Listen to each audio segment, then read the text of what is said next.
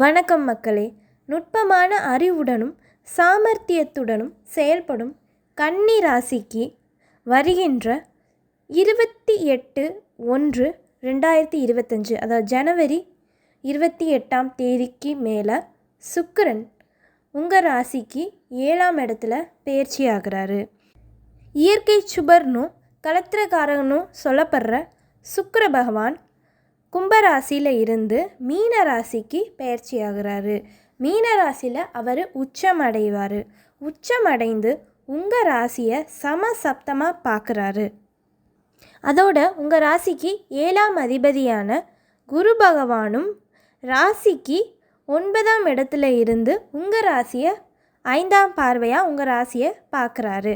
இயற்கை சுபர் அப்படின்னு சொல்லப்படுற தேவ குருவான குரு பகவானும் அசுர குருவான சுக்கிர பகவானும் ஒரே நேரத்தில் உங்கள் ராசியை தொடர்பு கொள்கிறனால மிகச்சிறந்த பலன்கள் நடக்கிறதுக்கு வாய்ப்பு இருக்குது. இதுவரையும் நீங்கள் எதிர்பாராத உங்களுக்கு ரொம்பவுமே மனசுக்கு பிடித்த நிகழ்வுகள் காரியங்கள் எல்லாமே உங்கள் வாழ்க்கையில் நடக்கிறதுக்கு வாய்ப்பு இருக்குது.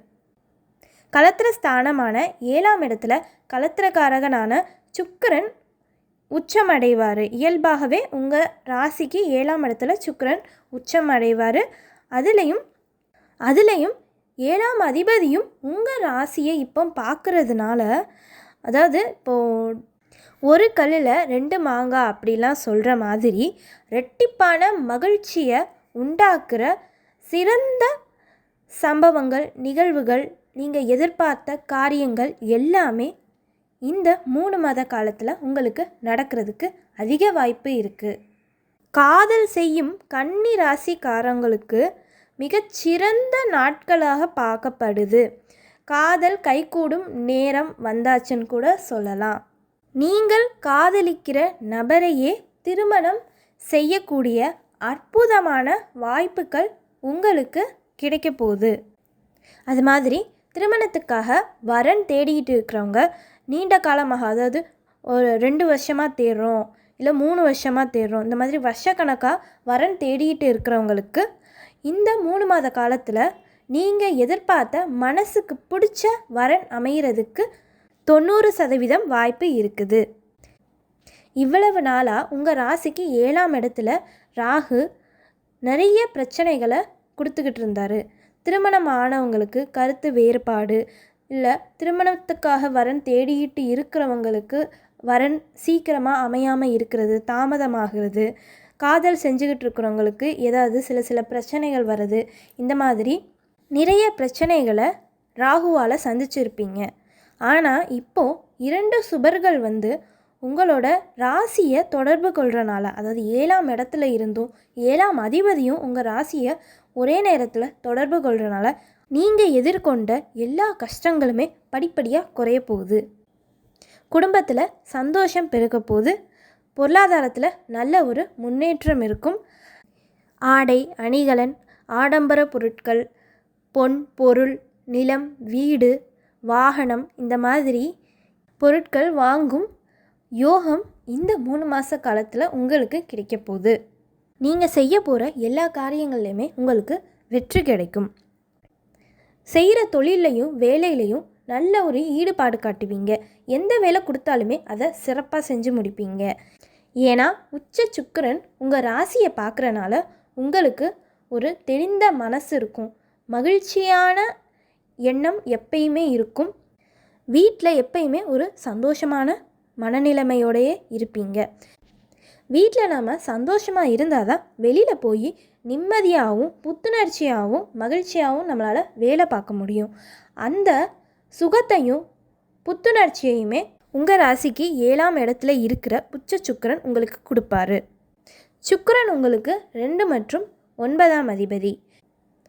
அந்த சுக்கிரன் உச்சமாகறனால பொருளாதாரத்தில் நல்ல ஒரு முன்னேற்றம் இருக்கும். அதிக தனவரவு உங்களுக்கு கிடைக்கும். என்ன வேலை என்ன தொழில் செஞ்சாலுமே அதில் நல்ல லாபம் உங்களுக்கு கிடைக்கும். கையில் எப்பயுமே காசு பணத்தோடு இருப்பீங்க. உங்களோட யுத்தியை பயன்படுத்தி வேலையில் ஒரு முன்னேற்றத்தை அடைவீங்க. உங்களால் உங்களோட தாய் தந்தையர் பெருமை அடைவாங்க. அவங்கள மகிழ்ச்சி அடைய வைக்கிற மாதிரியான செயல்கள் நீங்கள் செய்வீங்க. தாய் தந்தையினால் நல்ல ஒரு அனுகூலம் பெற்று வாழ்க்கையில் முன்னேறதுக்கான நல்ல ஒரு வாய்ப்பு இந்த 3 மாத காலத்தில் கிடைக்கும். இயல்பாகவே கன்னிராசிக்காரவங்க சாதுரியமாக பேசி எந்த காரியத்திலையுமே வெற்றி காணுவாங்க. அதுலேயும் இப்போ வாக்குஸ்தான அதிபதியான சுக்கிரன் உங்கள் ராசிக்கு 7ஆம் இடத்துல உச்சமாகி உங்கள் ராசியவே பார்க்குறதுனால உங்கள் வாக்கு சுத்தமாக இருக்கும். பேச்சால் பிறரை கவருவீங்க. பேசி பிழைக்கும் உத்தியோகம் செய்கிறவங்களுக்கு மிக சிறந்த காலமாகவே பார்க்கப்படுது. அதாவது டீச்சர் வேலை செய்கிறவங்களுக்கு இது ஒரு நல்ல காலமாக பார்க்கப்படுது. பதவி உயர்வு வர்றதுக்கும் அதிக வாய்ப்பு இருக்குது. தனகாரகனான குருவும் தனாஸ்தான அதிபதியான சுக்கிரனும் உங்கள் ராசியை பார்க்குறதுனால எதிர்பாராத தனவரவு, அதாவது எதிர்பாராத பணம் உங்களுக்கு கிடைக்கிறதுக்கு வாய்ப்பு இருக்குது. கலைத்துறையில் வேலை பார்க்குறவங்களுக்கு ஒரு சிறந்த காலமாக பார்க்கப்படுது. நீங்கள் செய்கிற வேலையில் ஒரு நல்ல முன்னேற்றத்தை அடைவீங்க. நீங்கள் எதிர்பார்த்த ஒரு அங்கீகாரம் உங்களுக்கு கிடைக்கும். சுக்கிரன் ஒரு சுகபோகத்துக்குள்ள ஒரு கிரகம். அந்த கிரகம் உங்கள் ராசிக்கு 7ஆம் இடத்துல உச்சமாகி உங்கள் ராசியவே பார்க்குறதுனால உங்களோட சுகம் மேம்படும். உங்களோட ட்ரெஸ்ஸிங் சென்ஸ் மற்றும் உங்களோட பேச்சு பிறரை கவரும்படியாக இருக்கும். முகத்தில் எப்பயுமே ஒரு தேஜஸ் இருக்கும்.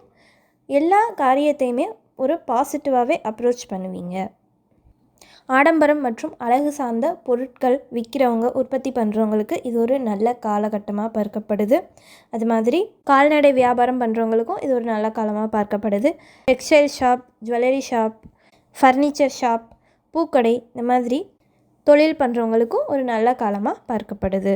இந்த பலன்கள் எல்லாமே மார்ச் மாதம் வரைக்கும் தான். மார்ச் மாதத்துக்கு மேலே சுக்கிரன் வக்ரமாகிறாரு. அந்த வக்ரம் ஆகிறனால இந்த பலன்கள் மாறுபடுறதுக்கு வாய்ப்பு இருக்குது. அதுக்கும் நாங்கள் வீடியோ போடுறோம். தொடர்ந்து இணைவிலேயே இருங்க. இந்த வீடியோ உங்களுக்கு பிடிச்சிருந்துச்சுன்னா வீடியோவுக்கு லைக் பண்ணிக்கோங்க. இந்த மாதிரி ஜோதிடம் மற்றும் ஆன்மீகம் சார்ந்த தகவல்களுக்கு ஆன்மீக பேச்சு சேனலை சப்ஸ்கிரைப் பண்ணி வச்சுக்கோங்க. நன்றி.